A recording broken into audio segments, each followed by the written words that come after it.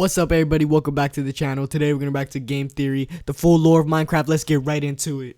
Hello Internet, welcome to Game Theory, the show that's been building Minecraft's lore one block at a time. You know, for as much attention as FNAF gets on the channel, it's easy to overlook what we've done for other game franchises. 46 Mario theories, 31 Pokemon theories, 3 Hello Neighbor theories, which doesn't seem like a whole lot, but let's be honest with ourselves, it's probably too many. But of them all, I would say that our Minecraft series is probably the most important. 35 episodes in total, and it's a pretty impressive collection. You gotta fucking appreciate the work MatPat puts into his fucking videos. He goes so deep into the story of the game. He fucking spends hours and hours doing research on the history of it, doing actual gameplay of it. He does so many things. He outsources, talks to different people. You know, it's just...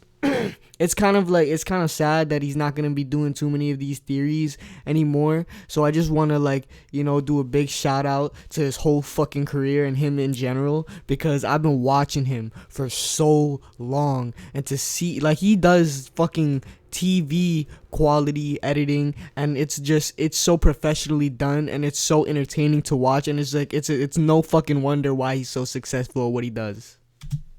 Can you punch a tree to death? What's a creeper? Is the overworld a sphere or a cube? But I think our biggest contribution to this franchise has to be figuring out that there was an actual story hidden inside this seemingly storyless game. For as long as Minecraft had been around, and for as many videos existed about the topic, we were able to crack into something that no one had noticed before. That the placement of the blocks, the treasures hidden inside of chests, the spawn locations, the item drops, all of them told a story. And so, over the next 4 years, we chipped away at that story, bit by bit, mob by mob, the Enderman, the Drowned, the Wither, the Warden, and over the years, a story came into focus. It's so crazy to see how much Minecraft has evolved as well, because I remember playing Minecraft in its very early stages, and the most mobs you would get was, yeah, you had the Wither, but you would only have the zombie, the creeper, the fucking skeleton, and like the basic shit like that.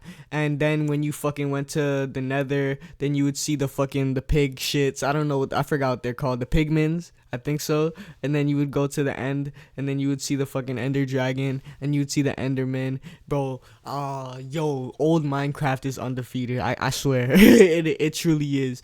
But now I remember I would go back to Minecraft every so often, maybe a couple years ago, and I would just be like, yo, what the fuck is all of this shit? There was just so many creatures in the fucking ocean. And then the craziest part was when I saw bees. I was like, why the fuck is there bees in Minecraft? I was like, this game is really, even though it's so old, I feel like they really do care about their fan base, because, you know, they really did have that fucking comeback, and that comeback was strong as fuck. And, you know, no matter what anybody says, Minecraft will never, ever, ever that shit will never be forgotten.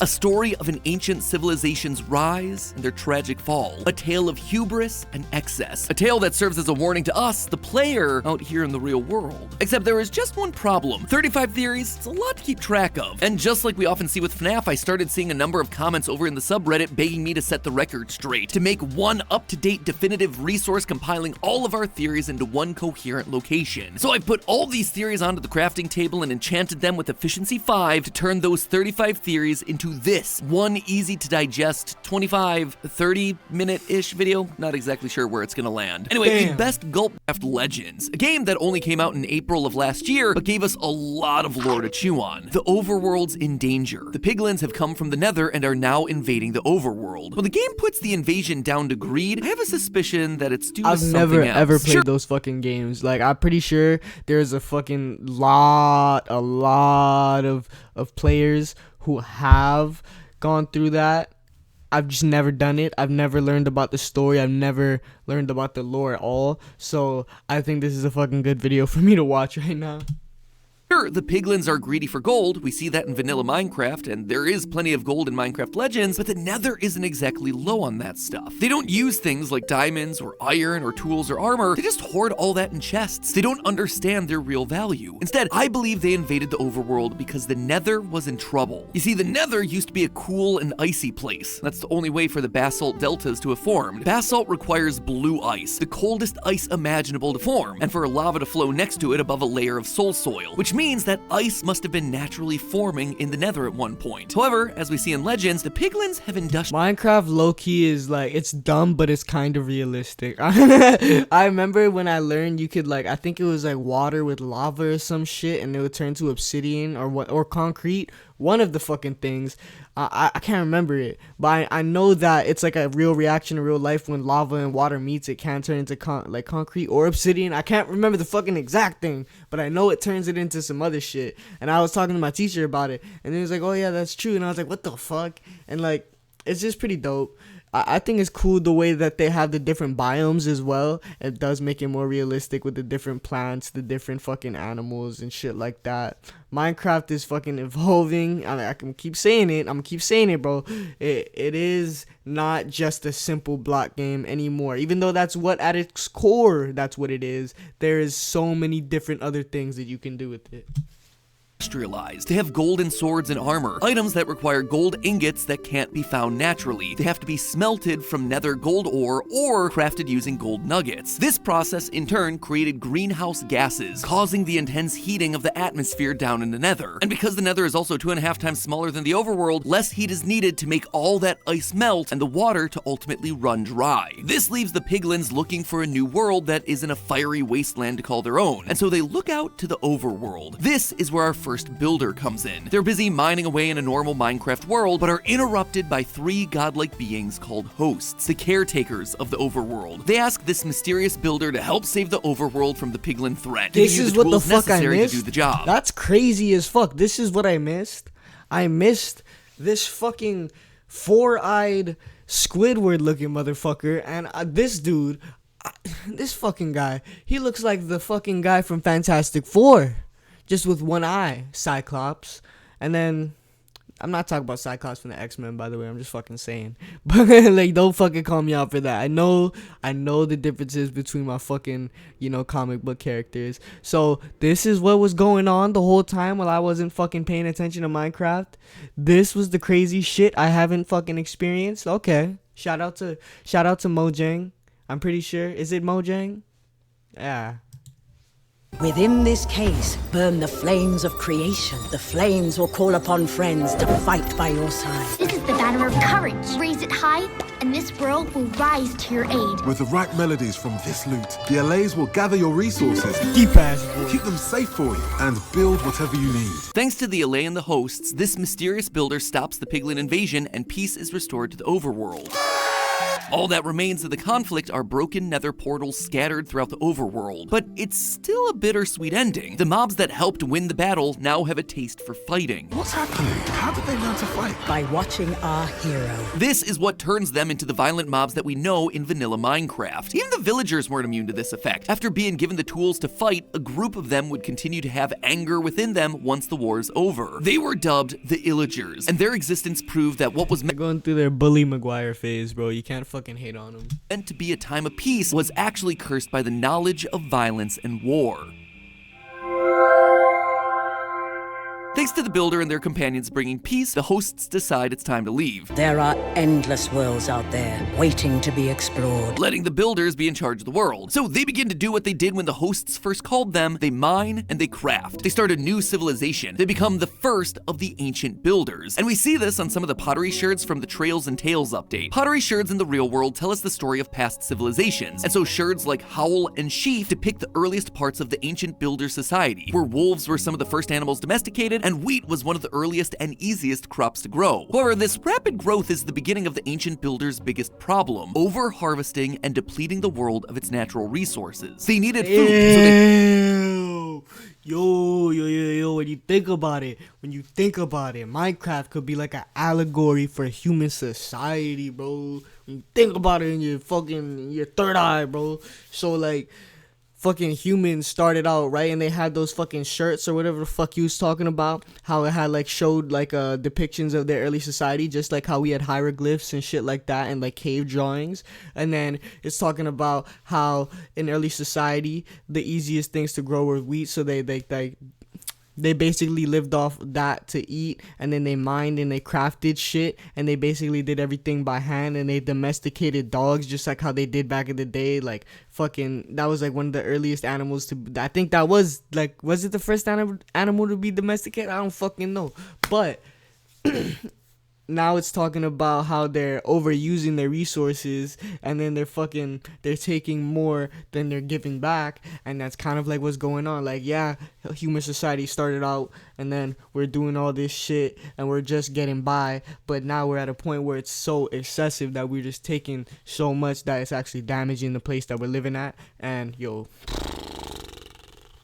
you gotta think, bro. You gotta fucking think. You gotta be one of those fucking big brain Jimmy Neutron geniuses in order to understand it, bro. I know what I just said may not have made sense at all. It probably may not have even been true, you know. But if you say it with enough confidence,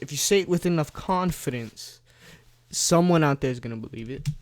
They hunted the creatures from Minecraft legends like the Regal Tiger and Big Beak into extinction, completely destroying their habitats so they could build this new society. The same goes for resources like diamond, copper, and coal. At first, these were just lying around on the surface of the overworld, but by modern day, we're digging deep into the earth before finding just one block of diamond ore. This led to valuable resources becoming scarce and splitting the ancient builders into tribes based on their location and the natural resources around them. We see this in the sherds, which are scattered across different biomes, all depicting different resources and technologies. They become hoarders of their own specific resource, and thus trade begins between the tribes. Even the villagers, who used to just simply give the builders their resources, they also got in on the trading action and are still doing it to this very day. As time goes on, fucking bullshit trades. The ancient builders continue in their worship of the hosts, the godlike beings that brought them there, building structures like the desert and jungle temples, all with unique designs to demonstrate their different resources and culture, much like we see out in the real world. But the Ocean Tribe decided to take it a step further. This tribe of fishermen that we learn about from the Angler Sherd built the massive ocean monuments, styled like a ziggurat, a structure that was used to connect the people to their gods. This was the ancient builders trying to reconnect with the hosts, hoping that they would maybe return and save them from this world that they created. They even built a replica of the Well of Fate atop the structure, made it out of the same prismarine, and placed an offering of gold at its core, the spoils of their victory against the piglins, all in the hope that it would bring the hosts back. What they don't realize, though, is that the real monster isn't other tribes, it's themselves. The fishermen continue to destroy the natural Wake up, sheeple. Wake up, society. This is you, bro. Minecraft is like a reflection of you, bro. You know what I'm saying? It's like a fucking... It's like life imitating art as well as art imitating life, bro. So you really gotta you gotta look deep into yourself. And if you want to if you really want to make a change, you gotta start by making a change with the man in the mirror. Michael Jackson, you know what I'm saying, bro? Yo, I feel like I'm just saying this most stupidest random shit. Like, I'm really yapping right now, but I'm enjoying this shit. environment for resources, crafting and smelting tools and ore, causing pollution and eventually leading to massive flooding. They try desperately to protect their monuments, these temples that the hosts may one day return to, and so they fill these monuments with sponges, trying to hold back the rising water, but it's too much for them to handle. The water keeps rising, and they can't hold it back from filling the monuments. But they don't give up. Pottery sherds found in cold underwater ruins like Blade, Explorer, and Plenty reveal that this tribe was more than just fishermen, they were pirates. They would go from village to village trying to gather resources that they had squandered, which led to other tribes like the Desert Tribe fighting back. Mine and prize sherds found in the desert temples depict the tribe creating mine shafts, now needing to go deep underground to find the precious materials that were once so easy to find. So with pirates on the loose, looting and pillaging, they needed to find a way to protect their resources, and they found that protection with a creature that they once called an ally. We see their face chiseled into the sandstone walls of their temples, a creature with the ultimate defense system, the Creeper. The Desert Tribe booby-trapped their temples with TNT. Ultimate defense system, my ass, bro. They're fucking killing themselves. They're not defending shit.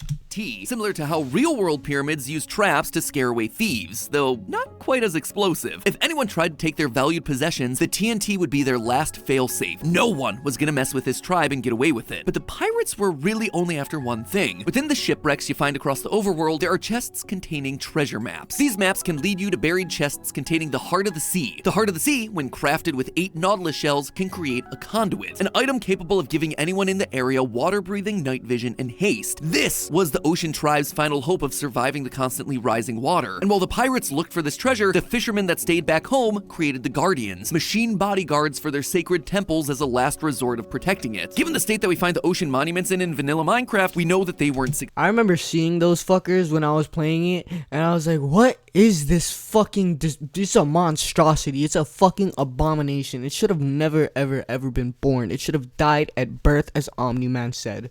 You know what I'm saying? Like, what is this? It's terrifying. This shit looks like it's straight out of fucking Hellraiser. Like, fuck.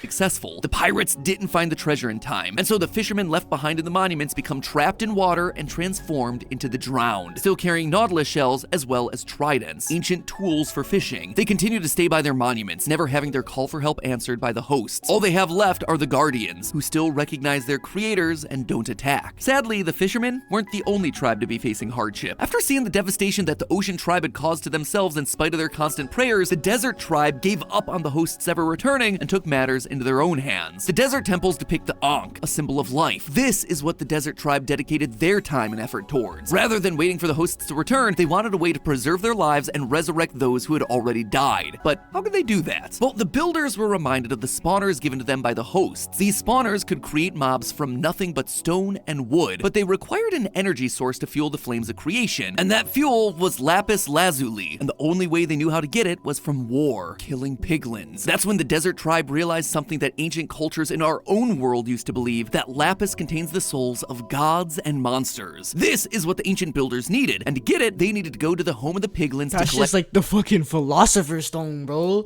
This should just turn into fucking Full Metal. Like, they're gonna fucking murder people just to get this shit? Is this what's gonna happen? Is there gonna be a fucking genocide in Minecraft right now? Am I tripping or not? Am I going crazy? Please don't tell me this is the fucking thing that's gonna happen. Cause there's already been fucking wars already. There's been whole wars in this kid's game. Deaths, you know, there's suicide fucking creatures, the creeper. I still can't believe that is a thing. That thing commits suicide if you come within 3 feet of that bitch. Fuck. builders arrive in HE double hockey sticks, they set up a camp, knowing that this is going to be a long journey. There, they build the nether fortresses to store the resources that they brought with them, like saddles, horse armor, diamonds, and iron. What was already a wasteland gets harvested by the builders. They destroy the piglin bastions, they kill the piglins within to use their souls in the lapis to create life of their own. But the plan doesn't quite work. The dead piglin souls don't turn into lapis as they did before. But why? Well, it's because the souls work differently in the nether. Rather than forming into magical stones, they transfer into the ground, into the sand. As their comrades fall, their souls are sucked from their bodies into the ground to create soul sand. It's then that a new mob's created, the Wither Skeleton. Suddenly, the ancient builders are left fucking terrifying. That is a horrible way to go out. Your soul gets sucked into the sand only for it to be created into this fucking monster? You kidding me? I mean, you're already a monster to begin with, but this thing is it's a different type of bitch. This is what that is. That thing is a whole different bitch.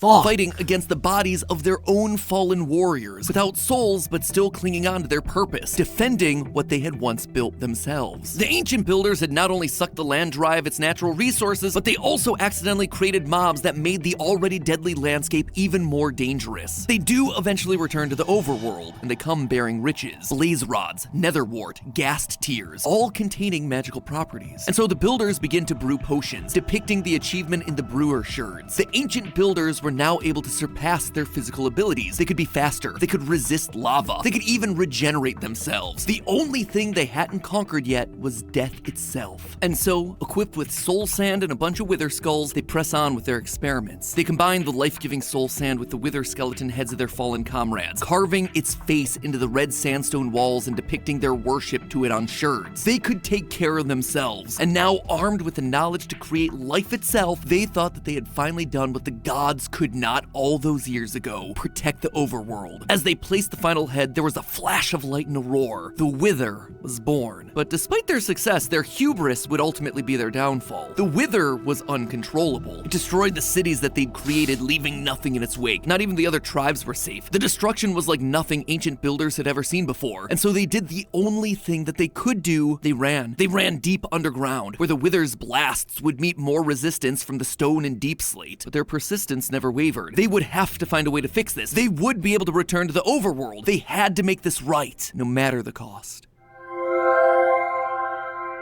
Once again, the ancient builders were forced to start over, rebuilding a civilization that we now know as the Ancient City, a wide underground space that contains fragments of the builders' past adventures. Items like soul lanterns and soul torches are used to light the city, powered by the souls from their time in the Nether. Enchanted items and potions of regeneration. What is with the fucking obsession with souls? What is it? Why is there's so much shit going on here, and I feel like this Yo, this is a real man's game right here. This is for real educated, mature fucking gentlemen of the upper cloth. You know what I'm saying? This is more than a game. This is more than a fucking game. From their successful experiments at brewing can be found in the chests. Despite the circumstances, the builders found happiness. They would dance in the streets with music from Disc 5 playing in the background. At least they would, until fate once again came banging on their door. A builder would go off mining some materials one day when they would hear something familiar, something that sends a bolt of fear through their bodies. The Wither had found them. He ran home to warn the others. The city sounds the sirens and soldiers begin to march. The ancient builders are preparing for war once again. The explosions grow louder and louder. The Wither is slowly blasting its way through their intricate cave system. Fortunately, they'd planned an escape route. In the center of the ancient city is a large circular structure. The smaller versions of these found within the game files call these small portal statues. And if these are in fact small portals, then the large one in the city center must be a real portal, a big one. Underneath the portal, redstone circuits are found. These were experiments using different kinds of power output to try and ignite the portal, but up to this point, nothing had worked. So instead, they decided to turn to the most powerful source of energy they knew of, souls. Directly underneath the portal are blocks of soul sand that are lit. As the Wither gets closer and closer, breaking through the final wall into the city, the portal finally ignites. But instead of celebration, there's nothing but stunned silence. Something is coming out of the portal. A horrifying creature with no eyes that lives off the power of souls, storing them in its chest cavity, the Warden. Now they're just left with the Godzilla versus King Kong situation. Two powerful beings duking it out. And then the builders hear it. A cry that they never thought they'd hear. The death cry of the Wither.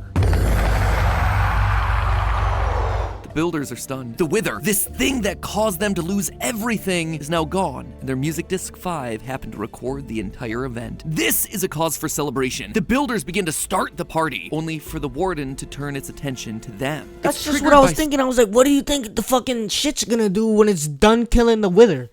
You think it's just gonna be your fucking friend? Didn't you learn what happened the fucking last time you did the shit? You spawned in a creature and you couldn't control it, and then now you accidentally spawned in a creature that ended up killing the creature you couldn't even kill last time, and now you're thinking everything's gonna be all good and sweet, everything's fine and perfect and dandy. But no, you should have fucking learned that this no, bro, so it's up. This shit is up right now, and it's gonna be up.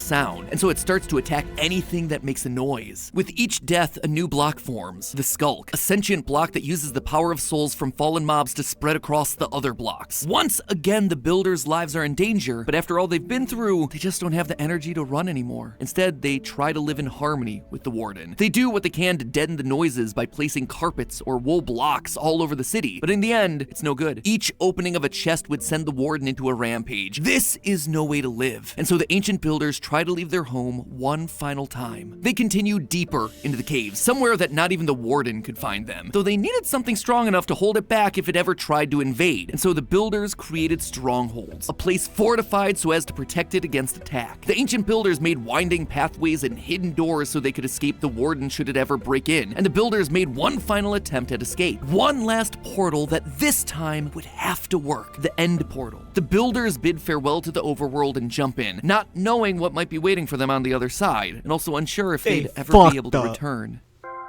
The ancient builders enter this vast void of open space and begin to set up their new lives, building fortresses to house their resources, loot chests containing enchanted armor and weapons, diamonds and diamond-plated armor, more advanced tools since the days of the Nether, ready to conquer whatever fearsome foes might come their way. Enter the Ender Dragons. That's dragons, plural. Thanks to the amount of Ender Dragon heads mounted on end ships, we can tell that this used to be a plentiful species. The ancient builders came to the end and saw these majestic beasts, how they had complete control over the skies, and they wanted that power for themselves. They wanted to conquer the sky, which until now had been impossible, so they hunted down the dragons and used their wings to create Elytra, another resource found in the End ships. People are fucking evil. They're fucking menaces, bro. They are fucking terrible. These guys would do good in modern day society, though. I can't even lie. If they're like poachers or some shit, they'd be making bank. These were the builders' prized possessions, so they continued to hunt these creatures to near extinction, much like they had done with other species in the past. It would seem that history continues to repeat. But the builders eventually realize that they're making a mistake. They see how they're bringing an entire species to extinction, and they want to right their wrongs. They use their technology and knowledge from past adventures, using the regenerative powers of the gas tier to create end crystals atop tall obsidian pillars. This will continually regenerate the last Ender Dragon, ensuring that it never dies. The ancient builders can now rest easy knowing that they had saved a species, sort of. Without a mate, it would always have a population of one. And it seems like their sins eventually caught up to them. Food was yet again becoming scarce, but not all hope was lost. Defeating an Ender Dragon creates a portal back to the overworld. A few brave souls go through, but most others stay in the end. Although they were running out of supplies, there was one crop that was endlessly plentiful, chorus fruit, but it had some strange side effects. This constant diet of a fruit with teleportation properties causes the ancient builders to slowly evolve into the Endermen, now able to teleport across time and space itself. But this comes at a cost. With this transformation, they slowly forget how to build, though they never truly forget how to pick up the blocks. And this is where the ancient builders spend the rest of their days, a race teleporting through time and space, picking up blocks, the remnants of a once great civilization brought down by their own pride. That's fucked. My bad for spitting. Yo, that is so depressing. That is so fucking sad. Like they really could have just had a good life and started chilling and like did normal shit, but they decided to be all extra and fucking almost exterminate an entire species. And then instead of just going back to their normal life, they decided to fucking eat this fruit that slowly takes away their humanity. Like, what the fuck? Meanwhile, the explorers who returned to the overworld reconnected with their old allies, the Illagers. It's here that they tell them stories of their adventures, tales of life-giving lapis, end portals, fierce beasts that they overcame. The Illagers revel at the ancient builders' resources, the Elytra made from Ender Dragon wings, their portal technology, even though they don't quite understand it all. They worship the ways of the ancient builders, who would tell them stories and protect them from harm. And because they wanted to follow in their footsteps, they too began to experiment. The overworld was still a dangerous place. They needed ways to protect themselves, and so they created the Ravagers, terrifying beasts with even more terrifying origins. The Ravager was created from their fellow villagers. Their unibrow, their green eyes, the noses, even their voices remain after the transformation. What did I fucking say? This is some Full Metal Alchemist shit. This is some... Remember when that fucking doctor made the Chimera out of his daughter? Remember that shit? This is what those fuckers are doing. This is... There is so many fucking crimes against humanity in this game. I don't know how. I haven't heard about this. I don't know how. For so many years, I could have just been so ignorant to these facts. This is some shit right here. This is some dirty shit. The only thing that they did to these innocent captured villagers either. In the woodland mansions, large woolen heads of Illagers are found, and in the center of the head is a block of lapis lazuli. The Illagers knew that the ancient builders saw lapis as a magical resource, so they took it and injected it directly into the brains of villagers in the hopes of gaining its incredible power. And you know what? It worked. The Vindicators were born, with incredible speed, power, and eyes that changed from emerald green to lapis blue. This was the last straw for the villagers. According to the mob bestiary, these are the unspeakable acts that get the Illagers cast out from regular society. From here, they would form their own civilization, wandering into the dark forests and taking over the woodland mansions, continuing their pursuit to bring back the ancient builders, whatever the cost. They become what's known as a cargo cult, where a group of isolated indigenous people begin to imitate the practices and technology from more advanced societies, despite not understanding how the technology works. The Illagers would make structures like beds, maps, even end portals, but none of them work because they're only made out of wool. The Illagers don't understand the true nature of these items. They're fucking fried. I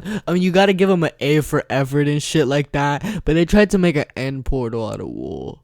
But I guess, you know, what you could never really taught somebody how to do something. You can't fucking blame them for not knowing it. Well, those don't work. They are able to figure out the secret to new life, and they harness that power in the form of totems of undying. They use this power to create the Vex, the Phantoms, and they even try to create a new human, a new race of ancient builder. They try to create Steve. Throughout the Woodland Mansions, there are stacks on stacks of blue, cyan, and light blue wool. These are the same colors that Steve and his ancient builder ancestors wore. This was going to be their final experiment, using these woolen blocks and their powers over life and death to become gods, to create their own race of ancient builders. Little did they know that the ancient builders did this exact same thing all those years ago. And sadly, history would repeat itself. After the dust settles, what stands in place of the wool isn't a new race of builders, but instead zombies. The overworld now has yet another dangerous mob to worry about.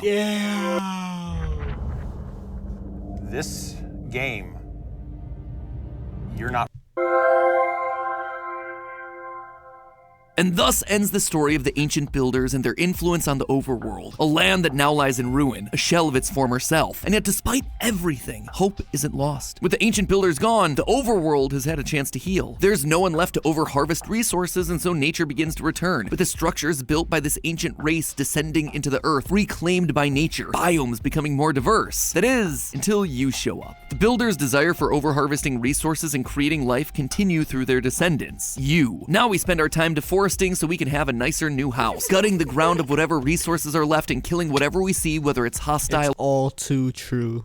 or not. It's a story of destruction and selfish gain, of greed and ignorance and hubris repeating itself over and over again. And what's more, this wasn't just a poetic story told to make the game more interesting. The story is a warning to us, the players. Think back to the ending credits of Minecraft. Quote, "Sometimes I wish to tell them this world you take for truth is merely, and I wish to tell them that they see so little of reality in their long dream." These two beings, these gods, these hosts, they're talking about us. The dream is Minecraft, and while we play it, we fail to see the moral that's being told by these two gods, the truth about reality and how this game reflects our own history. In the 8th century, for instance, Vikings used a lot of timber for shipbuilding, construction, and fuel, which led to them deforesting most of Scandinavia. As they started to run out of resources and land, they began to invade the coastal areas of Europe like England, France, and Ireland, only to do the exact same thing again, cutting down the trees until those places began to lose See their what I'm saying? And we keep doing the same shit even today. We keep on fucking destroying our land, and we make up excuses like, oh, well, people need jobs, we need money, we need to do these things. Oh, like, okay, I understand that, but how in like millions of fucking years, how come we haven't tried to figure out a different way to survive without destroying the fucking place we live on? Like, I don't understand that. Like I understand. Okay, I know that there's electric cars and there's other fucking like sources of energy that we have that aren't gas powered or fossil fuels, just shit like that. I know that, but I feel like we could have focused on that a lot more. But you know, there's other things, and of course it's way more complicated, and it's never gonna be as simple as that.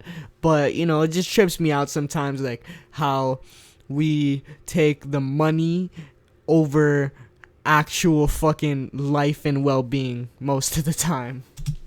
Forest areas too. Sound like the fishermen and pirates from Minecraft? Europe's colonization of the Americas was for similar reasons, to access and exploit the abundant natural resources there. Even today, we're seeing the same thing with deforestation, burning fossil fuels, fighting one another for more power and control, just like we see with the piglins and the builders and the illagers and the nether, the end, and the overworld. It's a cycle of repeated abuse and neglect. Quote again from the ending, "But it would be so easy to tell them. I will tell the player a story, but not the truth. No, a story that contains the truth safely in a cage of words, not the naked truth that can burn over any distance. We are playing the story, and the naked truth that they're talking about is that our world will die if we let it constantly be ravaged of its natural resources. So maybe the next time you log on to Minecraft, you'll see it a little differently. Maybe instead of a flat, blocky world, you'll see a reflection of your own. And remember, it can be beautiful so long as we, just like Steve, learn from the mistakes of the past. It's been a long trope of game theory to prove to you that the hero of the game is actually the villain. In the game of Minecraft and in the real world, that distinction ultimately falls on us to decide.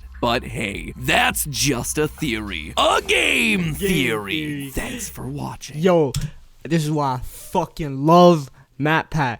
he gets so deep into the story. He can turn something so simplistic, and he's willing to go through the hours and hours of work to dig up the information he needs so that he can actually tell you like these fucking deep meanings, the nuances, the fucking like the video says, the lore of the shit. You wouldn't have never guessed the shit unless you actually played through everything. But if you haven't played through everything like me and haven't kept up with Minecraft as much, then this is a fucking excellent video. I always like it because it's so entertaining and informative. This shit is always fucking dope. And if you like the original video, please go show support to the original creator. And if you like this reaction, please like, subscribe, comment, and all that good stuff. Hope you have a good day. Stay safe.